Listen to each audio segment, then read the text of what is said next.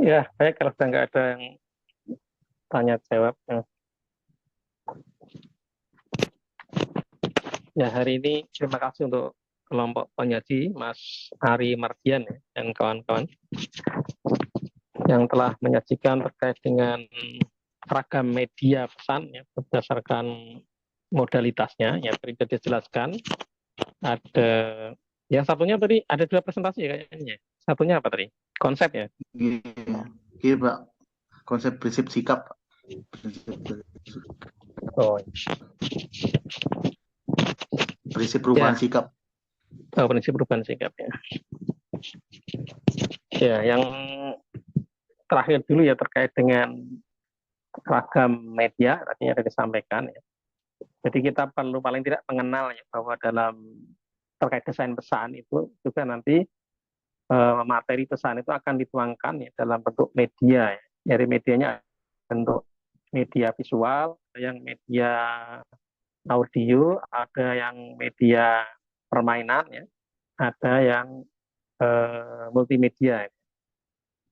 Nah, tadi kalau ada pertanyaan terkait kaitannya dengan gaya belajar ya, tentunya ini juga terkait ya. Kalau gaya belajar visual tentunya juga cocok ya menggunakan media-media visual ya. Orang yang cenderung dominan gaya belajarnya visual tentunya juga akan lebih cocok ketika difasilitasi dengan media visual. Itu juga yang audio ya tentunya juga akan lebih cocok ketika difasilitasi dengan media audio. Kemudian kalau permainan tentunya juga cocok untuk yang mereka yang kinestetik ya, karena memang tidak semua yang tadi ya multimedia yang canggih kan ya.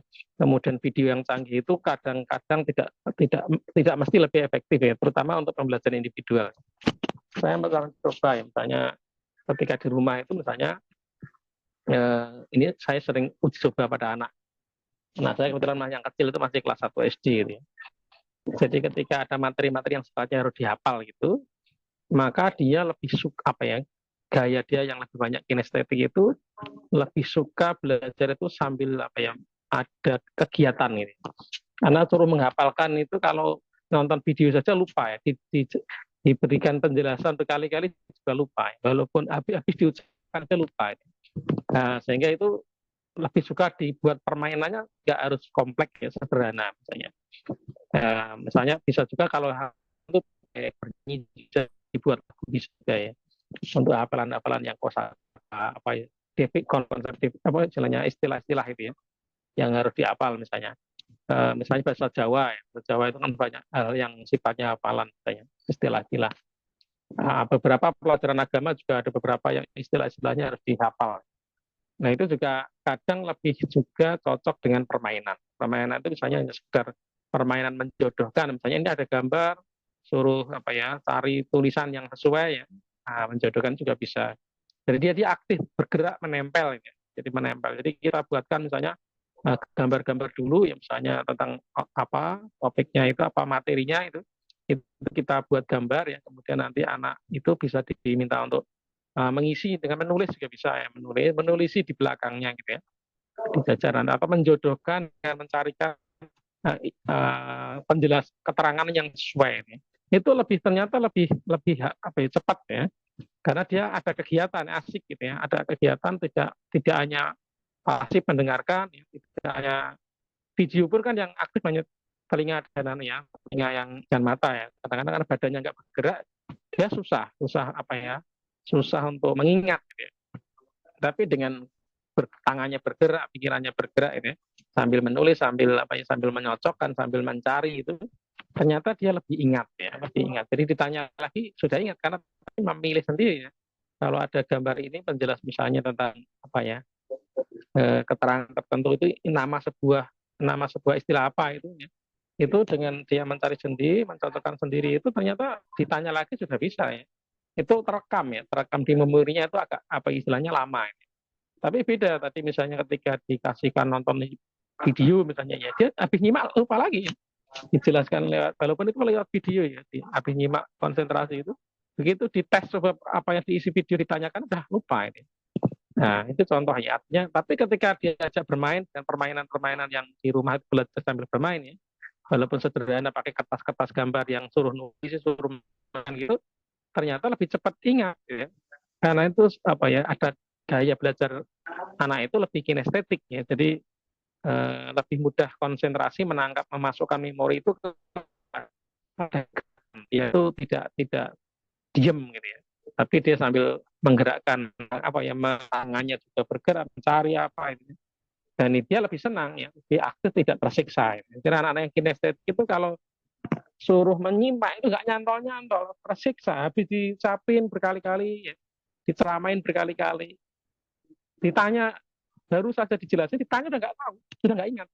Karena memang ada beberapa anak yang lebih dominan dominan kinestetik untuk menghafal segala apa sesuatu. Ini yang harus dicermati ya. Kadang-kadang memang tidak semua anak itu apa dikatakan bodoh itu bodoh sebenarnya ya. Cuma dia memang ketika dominasinya itu kinestetik itu memang agak susah mendengarkan penjelasan guru ya. Dijelaskan kayak apa-apa nggak nyantol-nyantol. Tapi begitu diajak bermain langsung masuk gitu. Ketika materi disampaikan lewat permainan itu langsung nyantol, gitu, ingat gitu ya. Nah ini kan contohnya. Jadi itu sebagai variasi ya bahwa pesan itu juga harus menggunakan beragam variasi ya, dan nanti memang ada anak-anak yang diuntungkan ketika hanya visual saja ya, cenderung anak-anak yang lebih dominan visual yang akan sangat diuntungkan. Ketika itu anaknya apa ya auditif ya lebih dia dengarkan drama menangkap. Ini juga saya dulu pernah diajak di Jakarta membuat instrumen, misalnya instrumen penilaian, misalnya pengukuran. Itu sebenarnya juga bisa ya, namanya mengukur itu sebenarnya tidak harus semuanya pakai visual. Visual itu kan saya soal tes ya. Soal tes itu sebenarnya juga bisa, kadang-kadang ada yang anak itu di tesnya misalnya yang kinestetik tadi, kalau visual kan hanya menjodohkan itu ya apa ya, menjodohkan itu dengan apa ya, tanpa misalnya hanya pilihan jodohnya yang mana. Nah itu bisa juga misalnya kayak anak kinestetik itu tesnya ya ya sambil misalnya nempel-nempel gitu ya. Jadi soalnya tempel-tempel jawabnya gitu ya. Itu dia lebih apa ya, lebih lebih senang ya, menikmati. Jadi diukur ujian itu tidak merasa ujian gitu ya. Nah itu juga kadang-kadang apa ya, sebenarnya kalau memungkinkan gitu ya, tes itu pun ya disesuaikan dengan cara menilai, disesuaikan dengan gaya belajar itu kalau memungkinkan loh ya. Tapi biasanya kan kita sebagai pendidik nggak sanggup ya untuk mengukurnya, dan beda-beda ya, caranya ini. Walaupun itu kalau kita lebih humanis itu artinya kalau kita tahu bahwa masing-masing orang itu berbeda gaya belajarnya, dan dia juga lebih nangkap dengan mudah menerima atau lebih menikmati dengan gaya belajarnya ya, itu sebenarnya lebih adil ya. Nah, tapi memang itu menjadi merepotkan ya, karena kita ngetes satu materi dengan beragam apa cara, dengan cara pengukurannya berbeda-beda dengan sesuai gaya belajar ya. Tapi kalau itu bisa dilakukan memang akan lebih apa ya, lebih humanis ya, lebih humanis itu lebih mengukur ya, lebih mengukur karena memang karakteristik anaknya berbeda.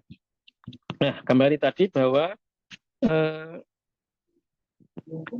dalam konteks ini ya nanti juga yang perlu dikaji adalah ketika visual itu komponen karakteristik sebuah media visual itu apa sih? Dikatakan visual itu unsur-unsur pembentuknya apa? Ketika media misalnya warna, di sana ada tag, ada gambar, ada apa, itu visual ya. Sehingga nanti ketika kita mau buat media visual itu kelayakan itu ditinjau dari apa ya. Media visual itu dikatakan bagus itu kalau dilihat dari uh, media misalnya itu apa saja yang perlu di ini ya, perlu muncul misalnya dari aspek apa yang perlu dilihat ya bahwa media visual itu bagus atau layak. Itu juga dengan audio, bahwa media audio itu dikatakan bagus itu kriterianya apa, indikatornya apa, aspek-aspek unsurnya pembentuknya apa saja yang ada di dalam media audio. Nah, begitu juga media yang lainnya ya. Kalau terkait dengan media permainan misalnya, permainan itu apa sih unsurnya ya. Disebut permainan berarti kalau ada sesuatu yang menantang ya. Ada olahraga aja kan ada olahraga permainan, ada yang kan termasuk permainan. Biasanya ciri permainan itu kan ada sesuatu yang menantang, ada lawan gitu ya. Misalnya permainan catur itu ya ada lawannya.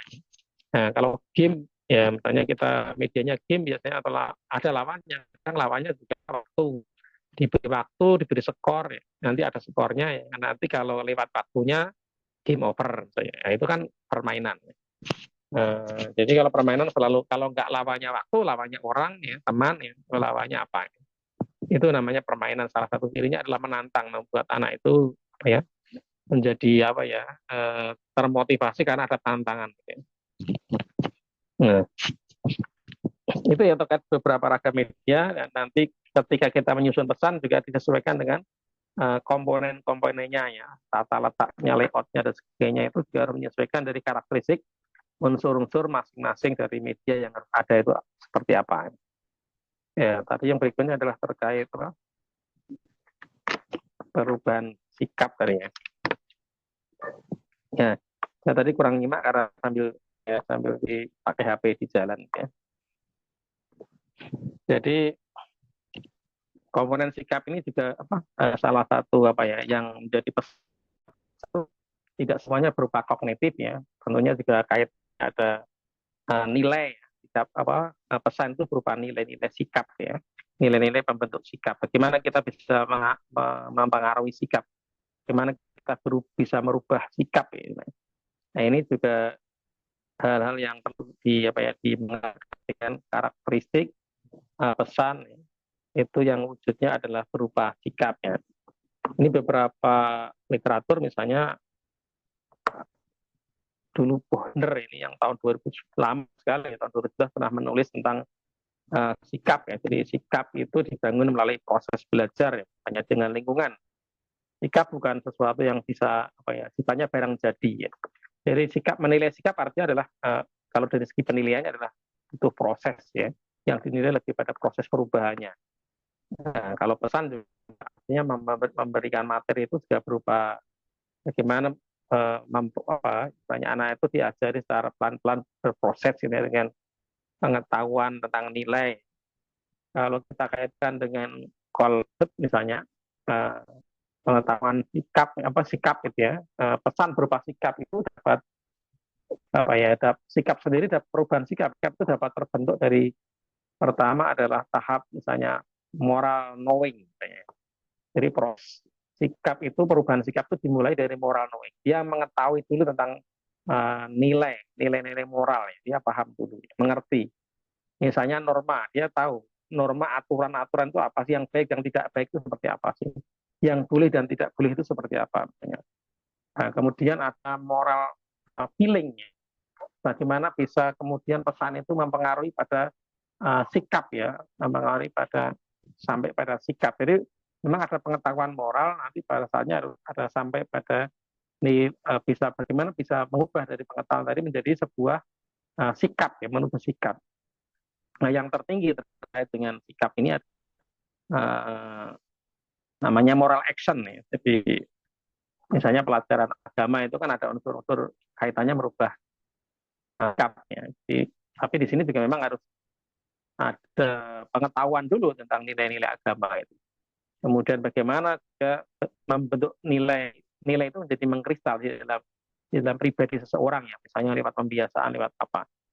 Nah, kemudian bagaimana itu nilai itu bisa dalam sebuah tindakan, berarti kan butuh action ya, moral action. Jadi harus sampai pada moral action itu dalam proses mengemas pesan pembelajaran itu.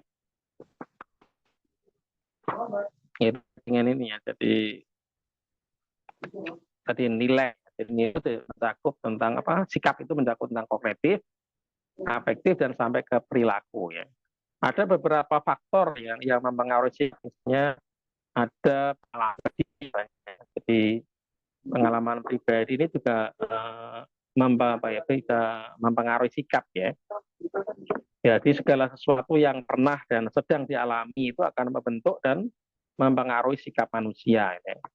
Nah, jika tidak memiliki pengalaman terhadap suatu objek atau sikap akan cenderung membentuk sikap negatif. Gitu ya. Jadi kalau orang nggak kenal ya, misalnya nggak pernah mengalami itu kadang-kadang sudah cenderung negatif ya. Pengalaman pribadi harus memiliki kesan ya, yang kuat ya, terutama terhadap faktor emosional ya, untuk dapat mengaruhi sikap seseorang. Jadi itu sampai ke bagaimana pengalaman itu mempengaruhi faktor emosionalnya. Dan itu juga sangat tadi sikap seseorang itu sangat dipengaruhi oleh pengalaman pribadi. Kalau pengalamannya buruk ya, nah, cenderung sikapnya buruk ya. Atau karena nggak mengenal lebih dekat itu juga kadang-kadang lebih banyak negatifnya daripada positifnya ya. Tapi kalau sudah kenal dekat biasanya baru nilai-nilai positif itu juga bisa muncul. Kemudian juga dipengaruhi oleh orang lain yang dianggap lebih penting, dipengaruhi oleh orang lain yang misalnya ketokohan ya. Ini banyak ya, misalnya kalau dalam sebuah komunal ya, misalnya komunitas misalnya, kalau pimpinannya itu mengatakan tidak ya berarti biasanya ikut terpengaruh untuk tidak karena percaya pada orang yang dianggap penting. Jadi kalau kita punya tokoh, misalnya tokoh kita itu mengatakan tidak pada sesuatu objek ya, tidak suka misalnya, kita cenderung juga ikut tidak suka. Nah ini karena dipengaruhi ya. Ini banyak terjadi ya, jadi bahwa sikap itu juga dipengaruhi oleh orang yang dianggap penting oleh seseorang. Kemudian juga memang sikap seseorang itu juga dipengaruhi oleh faktor lingkungan ya dan juga kebudayaan. Jadi lingkungan yang membentuk dia, kemudian kebudayaan, kebiasaan, budaya-budaya itu juga akan membentuk sikap dia. Misalnya orang-orang yang biasa pada budaya kekerasan ya tentu kebiasaan atau lingkungan yang suka menyelesaikan segala sesuatu dengan kekerasan ya tentunya juga sikap dia juga cenderung keras ya. Tapi kalau dia berada pada lingkungan yang cenderung pemaaf, ya, cenderung toleran, ya dia akan sikapnya juga sangat toleran. Ya. Kemudian juga dipengaruhi media massa. Yang ini sekarang ini baru eranya ya. Sikap itu sangat dipengaruhi media massa. Maka ada ada ahli kalau dulu itu perang itu siapa yang menguasai media komunikasi berarti dia telah memenangkan perang. Maka biasanya sekarang kan namanya perang pemikiran. Nah, perang pemikiran, perang opini. Ya. Nah, perang opini ini dalam rangka membentuk sikap. Ya. Jadi sikap seseorang itu bisa dibentuk dengan opini-opini dalam media massa. Ya.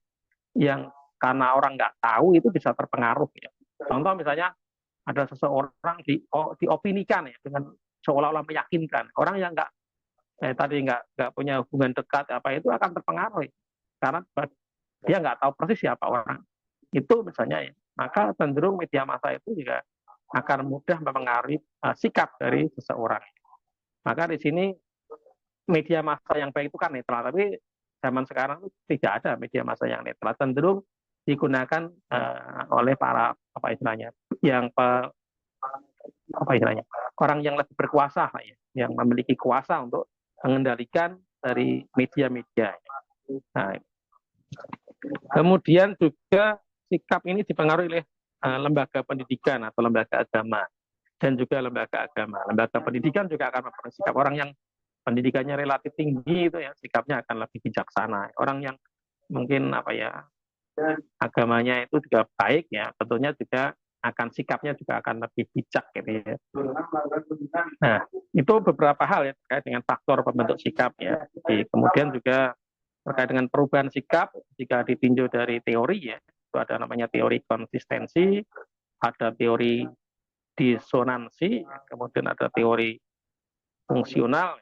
Itu beberapa hal. Intinya banyak sekali teori yang membahas tentang bagaimana sikap itu terbentuk dan berubah ya. Nanti juga sebenarnya sikap juga bisa dilihat dari ini ya, dari pengaruh kognitif itu kalau ya misalnya teorinya PAC ya.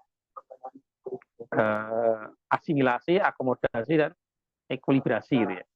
Bahwa ketika pengetahuan itu juga akan mempengaruhi perilaku seseorang ya. Proses kognitifnya itu juga akan mempengaruhi ya. Misalnya orang pertama yang blank ya, pengetahuan tentang sesuatu itu blank, keyakinan misalnya, itu cenderung mudah dipengaruhi gitu.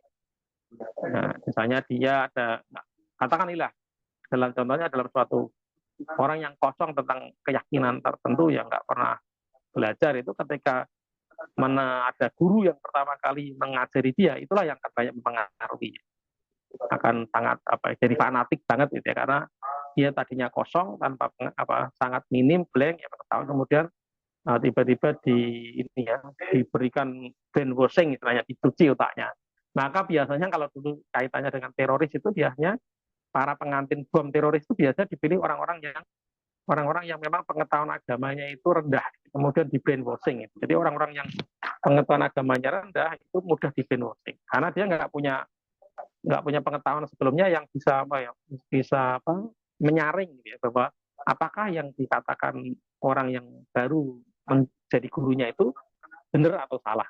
Dia nggak bisa nggak bisa memfilter. Ya. Tapi kalau orang yang sudah memiliki pengetahuan sebelumnya itu tentunya akan bisa memfilter ya. Jadi karena tadi struktur kognitifnya sudah ada ya. Jadi akan cenderung namanya terjadi akomodasi. Kalau tadi terjadi asimilasi menyerap ya. Jadi orang yang struktur kognitifnya kosong itu akan lebih banyak menyerap. Ya. Jadi dia akan mengikut aja ya. Bahwa seolah-olah yang disampaikan itu sudah benar. Nah, karena dia tidak punya nggak punya benteng pengetahuan atau struktur pengetahuan sebelumnya. Tapi ketika seseorang itu sudah memiliki struktur pengetahuan sebelumnya, maka dia akan lebih banyak melakukan akomodasi. Ada hal-hal informasi pengetahuan yang baru yang sesuai dengan keyakinannya tentu itu akan diterima. Ya. Tetapi kalau ada hal-hal yang bertentangan dengan keyakinannya, cenderung akan ditolak, jadi difilter. Ya. Nah, kemudian juga langkah terakhir biasanya terjadi ekuilibrasi. Jadi akan mencoba menyeimbangkan, memilah, direnungkan. Ini benar atau tidak, ini yang benar mana, bagian mana, yang anunya. Jadi orang yang memiliki struktur kognitif terkait dengan suatu keyakinan tertentu ya, itu akan pada akhirnya akan terjadi proses ekuilibrasi. Jadi ada tidak hanya proses asimilasi. Jadi di sini juga pengetahuan seseorang juga akan berpengaruh terhadap perubahan sikap tadi ya. Itu beberapa hal ya yang bisa saya tambahkan karena mungkin juga waktu ya. Saya kembalikan ke kelompok presenter ya.